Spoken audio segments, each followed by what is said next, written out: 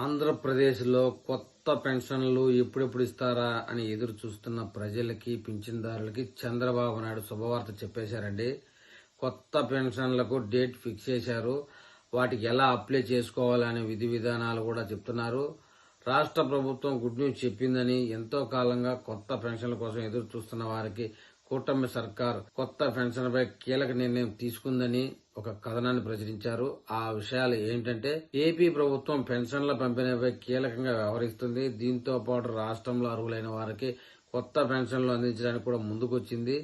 ఏడాది నుంచే అర్హత ఉండి పెన్షన్ అందని లబ్ధిదారులకు ప్రభుత్వం గుడ్ న్యూస్ చెప్పింది. అక్టోబర్ నెల నుంచి కొత్త వారికి పెన్షన్ అందిస్తున్నట్లు స్పీకర్ అయ్యన్న పాత్రుడు కూడా వెల్లడించారు. అయితే కొత్తగా పెన్షన్ కోసం దరఖాస్తు చేసుకునేవారు ఈ నెలలో అప్లై చేసుకోవాల్సి ఉంటుందని చెప్తున్నారు. వచ్చే వారం నుంచి సచివాలయంలో కొత్త పెన్షన్లకు దరఖాస్తులు స్వీకరించే అవకాశం ఉన్నట్లు చెప్తున్నారు.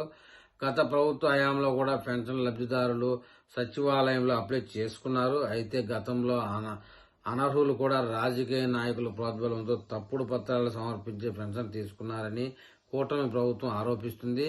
త్వరలోనే ఎవరైతే అనర్హులు పెన్షన్ అందుతుందో వారిని గుర్తించి వారి పింఛన్ రద్దు చేయబోతున్నట్లుగా స్పీకర్ వెల్లడించారు. ఈ కార్యక్రమంలో దాదాపు 2 నుంచి 3 లక్షల మంది పెన్షన్లు రద్దయ్యే అవకాశం ఉన్నట్లు కూడా సమాచారం తెలుస్తుందండి. ప్రస్తుతం రాష్ట్ర వ్యాప్తంగా 67 లక్షల మంది వివిధ కేటగిరీల్లో ఎన్టీఆర్ భరోసా పెన్షన్లు అందుకుంటున్నారు.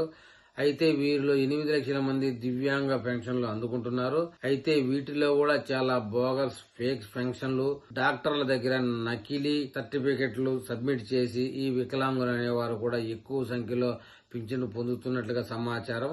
అయితే ప్రభుత్వం త్వరలోనే వారిలో 60,000 మందికి తిరిగి వైకల్య నిర్ధారణ పరీక్షలు చేయాలని నిర్ణయించినట్టు తెలుస్తుంది. ఆ పరీక్షల అనంతరం వారు పాస్ అయితే వారికి పింఛను కంటిన్యూ చేస్తారు, లేదంటే కట్ చేయడం అనేది జరుగుతుందని చెప్తున్నారండి.